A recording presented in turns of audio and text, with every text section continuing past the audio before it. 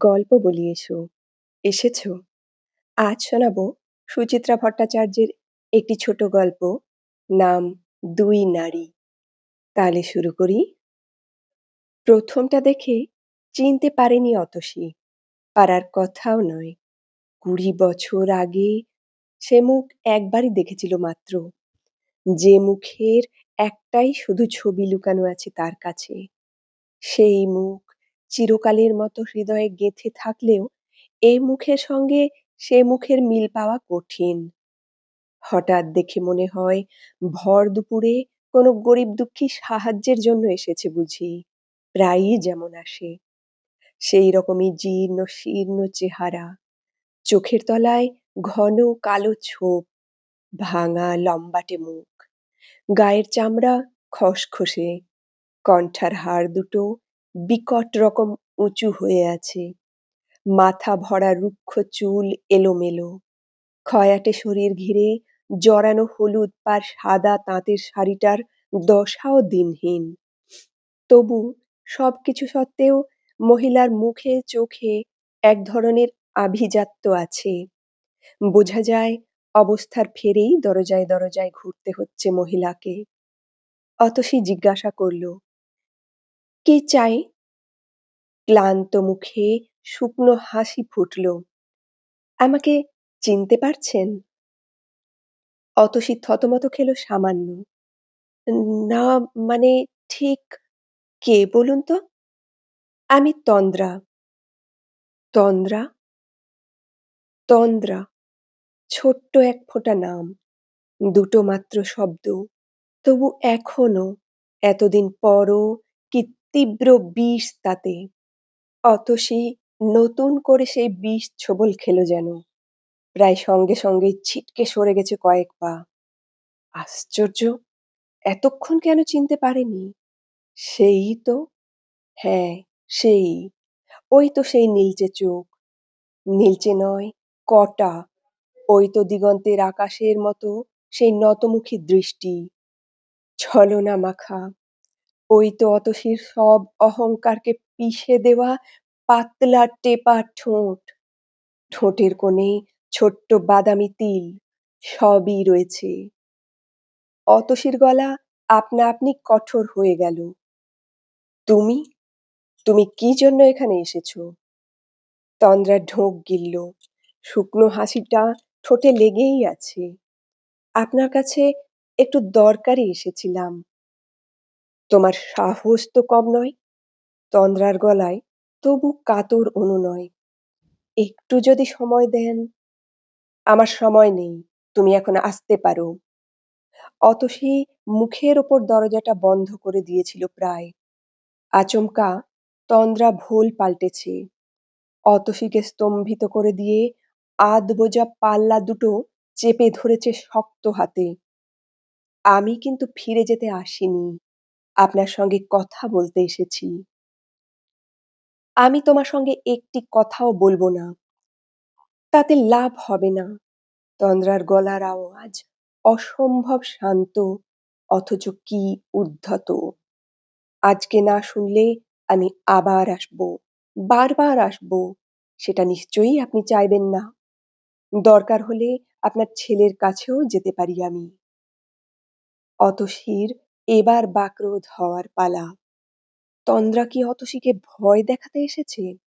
এতদিনকার গোপন কথাগুলো সব ফাঁস করে দেওয়ার ভয়? কি বা বলতে চাই এখন? এতদিন ছিলই বা কোথায়?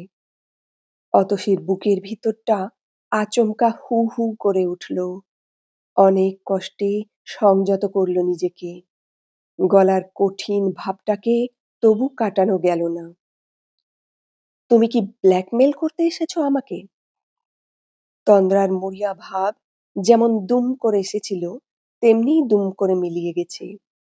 দরজার পাল্লা ধরে থাকা তার হাত দুটো ক্রমে শিথিল হয়ে এলো। উত্তেজনায় হাঁপাচ্ছে হাঁপড়ের মতো। হাঁপাতে হাঁপাতেই মাথা নাড়ল দুদিকে। অতসীর চোখ তবু তীক্ষ্ণ। কি চাও? এবারও দুদিকে মাথা নাড়ছে তন্দ্রা। দরজা ছেড়ে পাশের দেওয়ালটাতে ঠেস দিয়েছে। ঘামছে অসম্ভব। শেষ চৈত্রের ঝাঁঝা রোদে বোধহয় হেঁটেই এসেছে এতটা পথ। সঙ্গে ছাতা-টাতাও নেই। ফর্সা মুখখানা টকটকে লাল। একটু বসতে দেবেন? মাথাটা ঘুরছে। কক্ষনো না। বলতে গিয়েও অতসী চমকেছে। তন্দ্রা সত্যি সত্যি টলছে। গোটা শরীর কাঁপছে মৃদু মৃদু। পড়েই যাবে নাকি? একটা মানুষ, সে যেই হোক না কেন, তারই দরজায় অজ্ঞান হয়ে পড়ে থাকবে আর সে নিশ্চিন্তে দরজা বন্ধ করে দেবে? তন্দ্রাকে দেখতে দেখতে মুহূর্তের মধ্যে কথাগুলো ভেবে নিচ্ছিল অতসী। ভাবতে ভাবতেই সিদ্ধান্ত নিয়ে ফেলল। বিরস মুখে দরজা ছেড়ে দাঁড়িয়েছে। এসো, ভেতরে এসে বসো। ঘরে ঢুকেই তন্দ্রা বসে পড়েছে সামনের সোফাটাতে। জোরে জোরে শ্বাস নিচ্ছে। হাঁপানি টাপানি আছে নাকি? অতসী ঘরের কোনায় গিয়ে ফ্যান চালিয়ে দিল।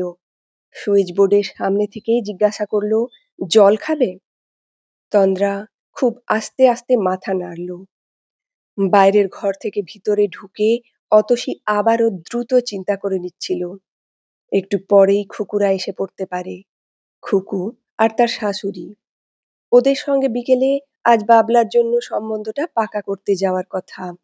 এক্ষুনি যদি ওরা এসে পড়ে, তন্দ্রাকে দেখে খুকু যদি জানতে চায় কে মা, কিংবা খুকুর শাশুড়ি, অতসী কি উত্তর দেবে? চিনি না। তার মধ্যেই হয়তো তন্দ্রা সবিস্তারে পরিচয় দিয়ে দেবে নিজের। দিতেই পারে। তন্দ্রার মতো মেয়ের পক্ষে কিছুই অসম্ভব নয়। ফ্রিজ থেকে জলের বোতল বার করে অতসী নিজের গলাতেই ঢেলে নিল খানিকটা। এ সময় প্রতিদিন বাড়িঘর যেমন থাকে তেমনই নির্জন। রাত দিনের কাজের মেয়েটা বোধহয় ছাদের ঘরে ঘুমোতে গেছে। অতসী এখন রোজকার মতো একা। একাই। কবেই বা একা ছিল না? স্বামী, সংসার, সন্তান সবকিছু থেকেও তো চিরটাকাল একদম একা সে। স্বামী যখন বেঁচে ছিল তখনও, যখন নেই তখনও। ছেলেমেয়েরাই বা কতদিন আর শুধু মায়েরই থাকে। জলের বোতল হাতে নিয়ে অতসী বাইরের ঘরে ফিরল।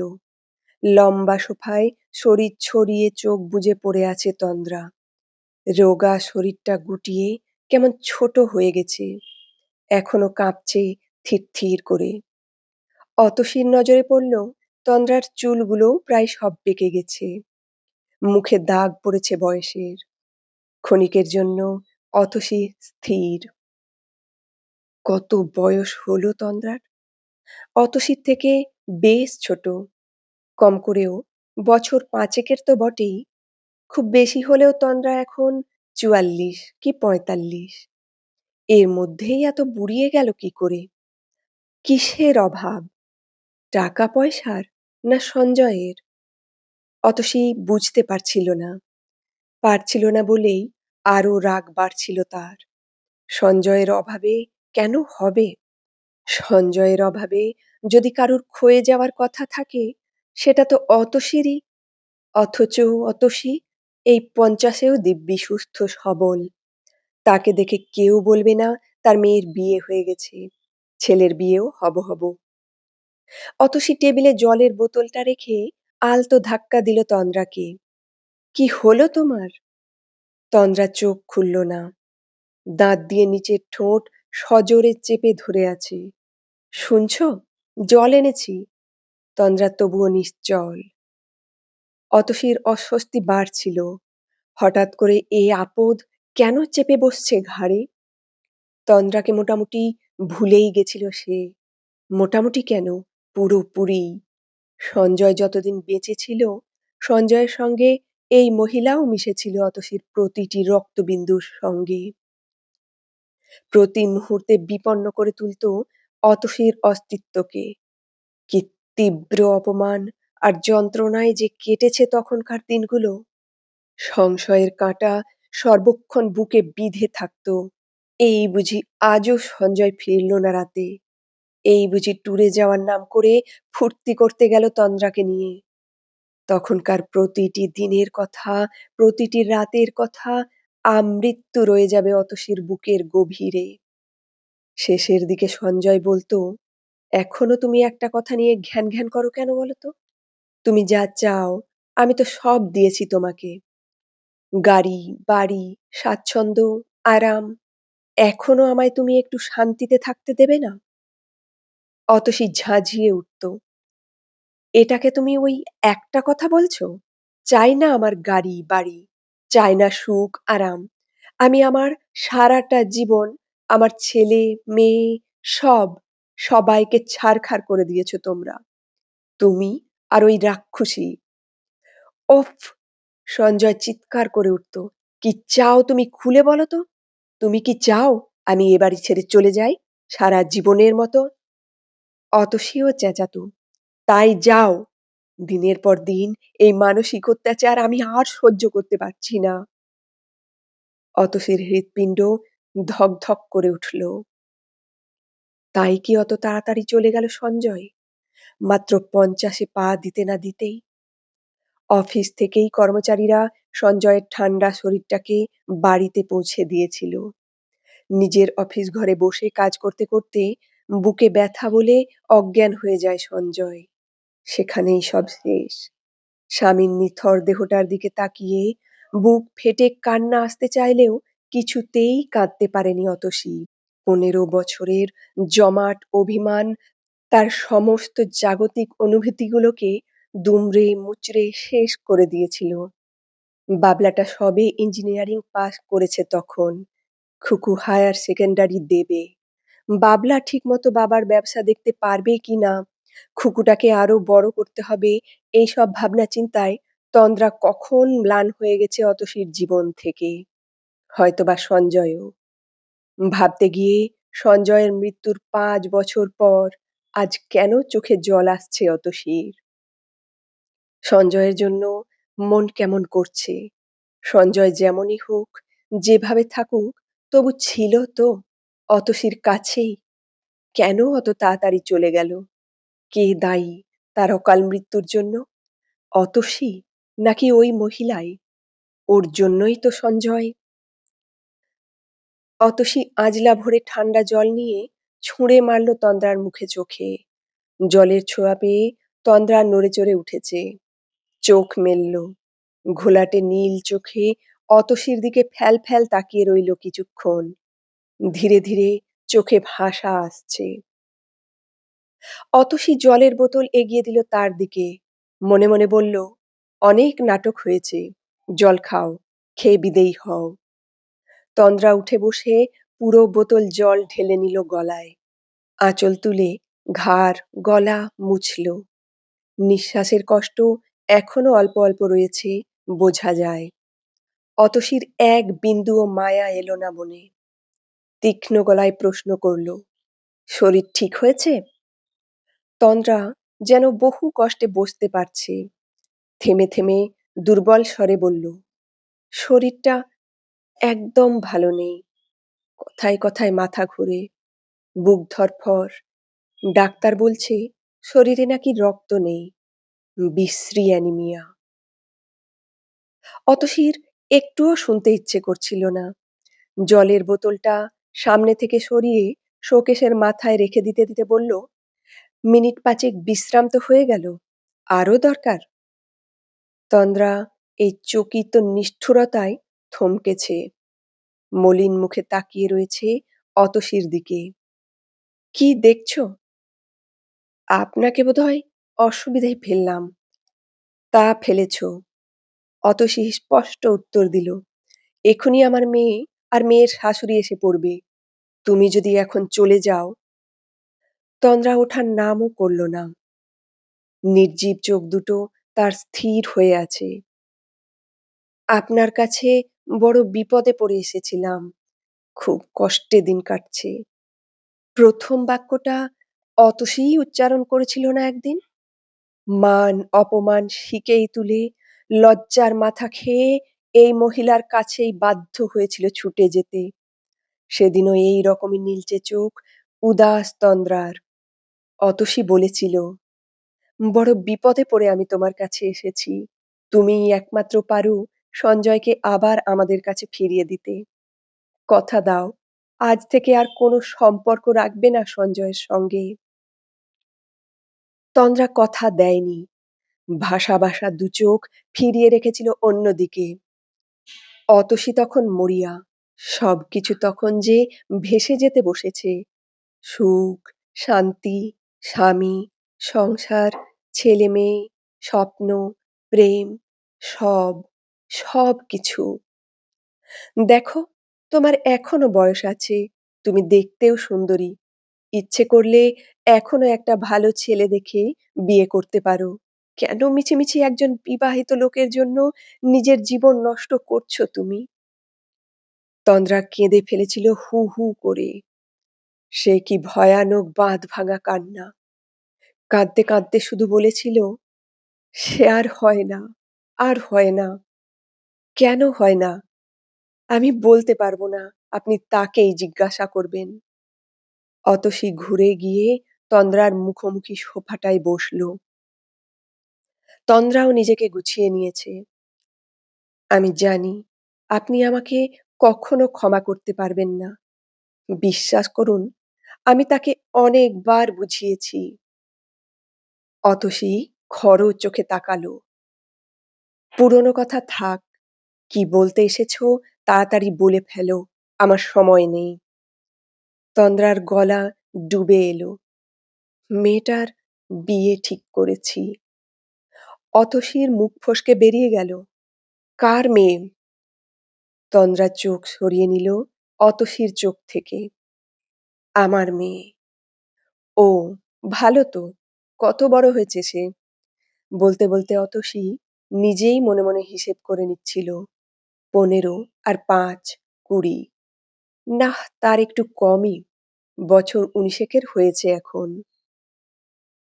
তন্দ্রা বলল, ছেলেটা ভালো, একটা প্রাইভেট কোম্পানির জুনিয়র অফিসার। বৈশাখেই দিন স্থির হয়েছে। বেশ, অনেক খরচা, কিছুই জোগাড় করতে পারছি না। আপনি যদি... এতক্ষণে তন্দ্রার আসার কারণ জলের মতো পরিষ্কার। অতসী ঝপ করে উঠে দাঁড়ালো। আমি কি করতে পারি? তন্দ্রা উঠতে গিয়েও বসে পড়েছে। জানি আপনি আমাকে খুব নির্লজ্জ ভাবছেন, ভিখিরি ভাবছেন। আমার সত্যিই আর কোনো উপায় নেই। কেন? তুমি এখন আর চাকরি করছো না? না, সে তো কবেই ছেড়ে দিয়েছিলাম। মেয়ে হওয়ার পরপরই। ওই জোর করে ছাড়িয়ে দিয়েছিল। তাই? নাকি নিজেরই তখন সমাজে মুখ দেখাবার উপায় ছিল না? সে আপনি যা খুশি ভাবতে পারেন। তন্দ্রা কপালে হাত রাখল। মুখের ওপর উড়ে আসা চুলগুলোকে সরাচ্ছে। ও অবশ্য যতদিন বেঁচে ছিল আমার কোনো অভাব রাখেনি। তা, তার মধ্যেই তো বেশ গুছিয়ে নিয়েছিলে। অতসীর গলায় শ্লেষ ফুটল। তন্দ্রা গায়ে মাখল না ব্যঙ্গটাকে। বিড়বিড় করে বলছে, তা যদি পারতাম। সে চলে যাওয়ার পর কিভাবে যে কেটেছে 5টা বছর, কি করে বড় করেছি মেয়েটাকে। বারবার তন্দ্রার মুখে সঞ্জয় সম্পর্কে ও, সে সর্বনামগুলো সহ্য হচ্ছিল না অতসীর। বিরক্ত মুখে কথা ঘোরাতে চাইল। কত টাকা দরকার? তন্দ্রাও ফিরল কাজের কথায়। হয়তোবা অতসীর প্রশ্নে উৎসাহিত হলো একটু। সে তো অনেক, গয়নাগাটি কিচ্ছুই নেই। অন্তত 1,050 যদি দেন। মুন্নিরও তো তার বাবার সম্পত্তিতে কিছু অধিকার আছে। তন্দ্রার শেষ কথাটা শেল হয়ে বিঁধেছে বুকে। অতসী টান টান হলো। তুমি কি অধিকার ফলাতে এসেছো? কথাটা বলে ফেলে তন্দ্রাও বোধহয় বুঝেছে বলা ঠিক হয়নি। আরো বিনীত ভাব তাই এনেছে গলায়। না, আমি আপনার কাছেই এসেছি। আমি যদি না দিই? তন্দ্রা চুপ। অতসীর মনে হলো তন্দ্রা নতুন করে শান দিচ্ছে তার অস্ত্রগুলোতে। আজ যদি অতসী মুখের ওপর না বলে দেয়, কি করতে পারে তন্দ্রা? মামলা করে রক্ষিতার সন্তান সম্পত্তির ভাগ চাইবে? ঢিঢি ফেলে দেবে চারিদিকে। বাবলা, খুকু জেনে যাবে তাদের বাবার কীর্তিকলাপের কথা। অতসী ভিতরে ভিতরে শিউরে উঠছিল। গোপন লজ্জা চিরকাল নিজের কাছেও লুকিয়ে রাখার চেষ্টা করেছে সে।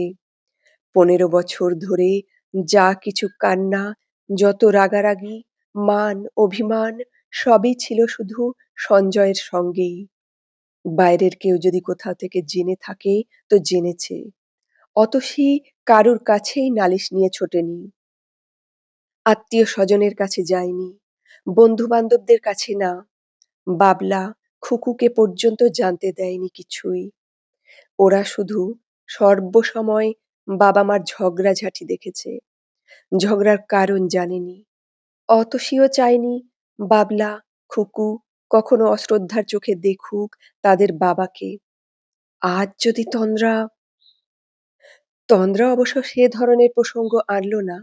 হয়তো দাবি জানানোর মতো তেমন জুত পাচ্ছে না শরীরে। খানিকক্ষণ নীরব থেকে বলল, সেটা আপনার বিবেচনা। বাইরের রাস্তায় একটা গাড়ি এসে থেমেছে। খুকুরা এসে গেল নাকি? অতসী দ্রুত এগিয়ে গেল বাইরের খোলা দরজাটার দিকে। খুকুদের নয়, অন্য কারুর গাড়ি। কাকে যেন নামিয়ে দিয়েই ফিরে যাচ্ছে।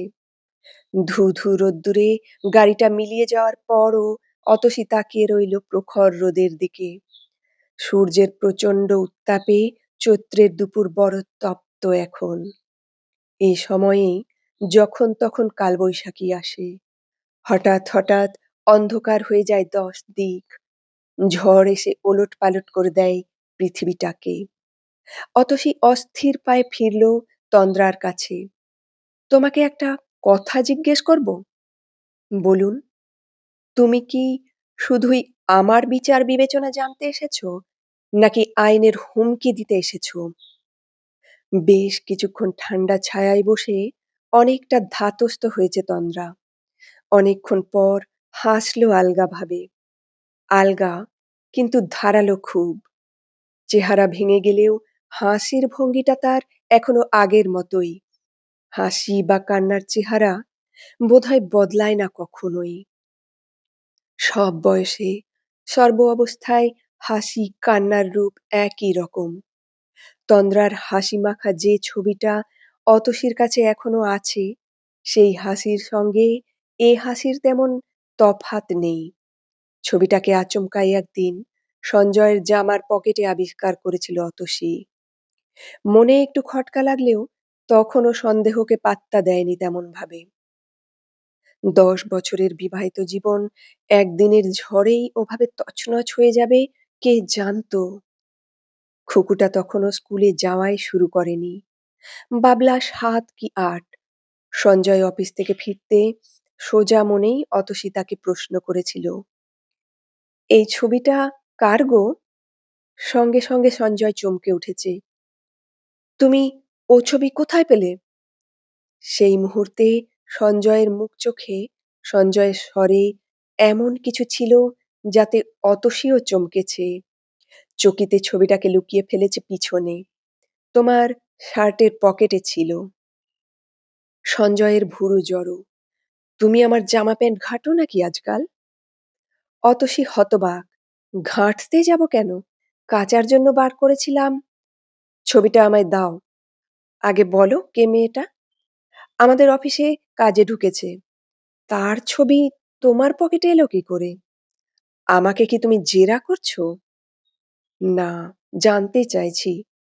আমিই রেখেছি। সঞ্জয় চিরকালই এরকম স্পষ্টবাদী।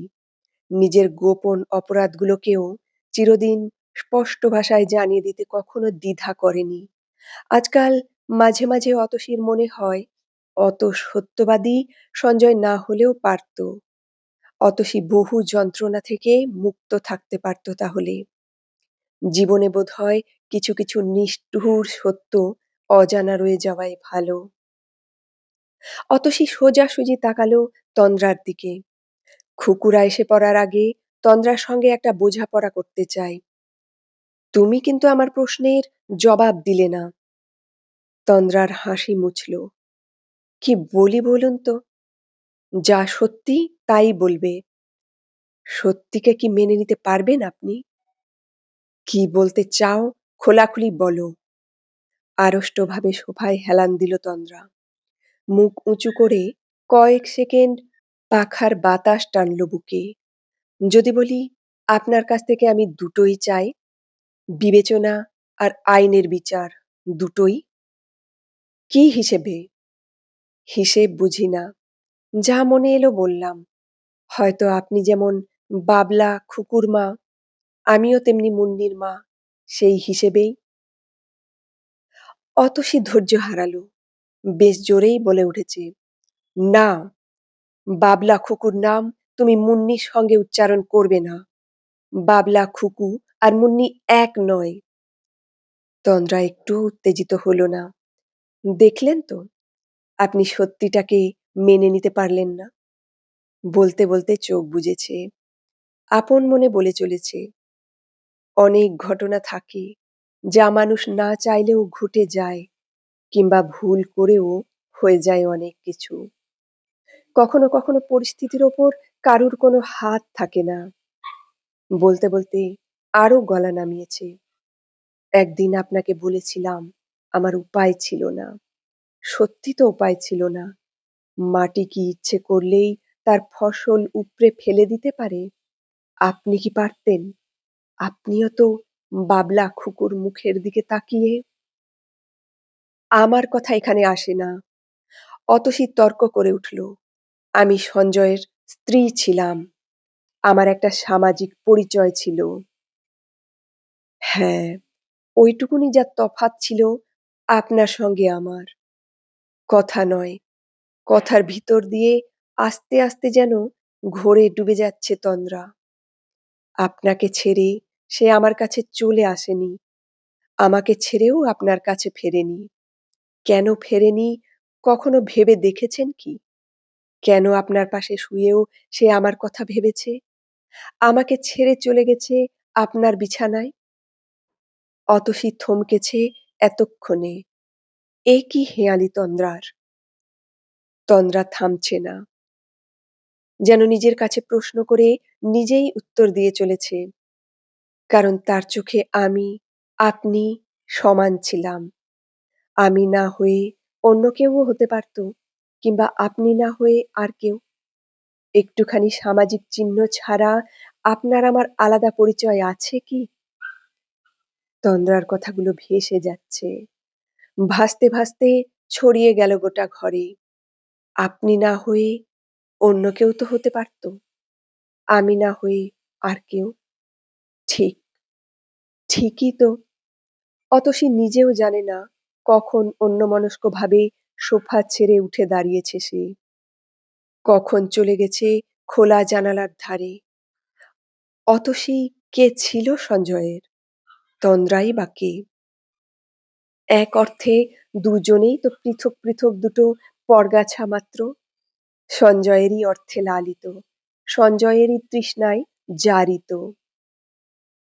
অতসী জানালায় দাঁড়িয়ে ফিসফিস করে উঠল, আর বলো না, আর বলো না, এবার থামো। বলতে বলতে মুখ ঘুরিয়েছে, চড়া রোদ্দুর থেকে অন্ধকারে তাকাতেই সব ঝাপসা। অতসীর নিজের হাতে সাজানো ঘর সংসার, আসবাবপত্র, সব, সব কিছু। ঝাপসা আঁধারে শুধু দেখা যাচ্ছে তন্দ্রার মুখ। তন্দ্রার মুখ, না ওটা অতসীরই মুখ? অতসী বুঝতে পারছিল না। পায়ে পায়ে আবারও কখন ফিরে এসেছে তন্দ্রার কাছে, তন্দ্রার হাতে হাত রেখেছে। আমার খুব কষ্ট হয় জানো। আমারও। আমার মাঝে মাঝে বড় কাঁদতে ইচ্ছে করে। আমারও। বলতে বলতে কাঁদছে দুজনে, বুক ভাঙা কান্না। 5 বছর পর এই প্রথম, সঞ্জয়ের মৃত্যুর পর এই প্রথম। এভাবেই দুই নারী অন্দরের ছায়ায় বসে কাঁদছিল সঙ্গোপনে। কখন খুকু আর খুকুর শাশুড়ি এসে দাঁড়িয়েছে খোলা দরজায়, কেউ খেয়াল করেনি।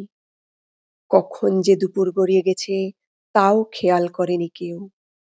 বেলার মনে বেলা ফুরিয়ে যাচ্ছিল তাদের। এখানেই শেষ হলো সুচিত্রা ভট্টাচার্যের দুই নারী ছোট গল্প। কেমন লাগলো সবাই কমেন্টে জানিও প্লিজ। আর যারা এখনো আমার চ্যানেলটি সাবস্ক্রাইব করোনি, তারা প্লিজ সাবস্ক্রাইব করে আমার পাশে থাকো। আবার আসবো অন্য একটি গল্প নিয়ে। আজ তাহলে আসি, ভালো থেকো সবাই।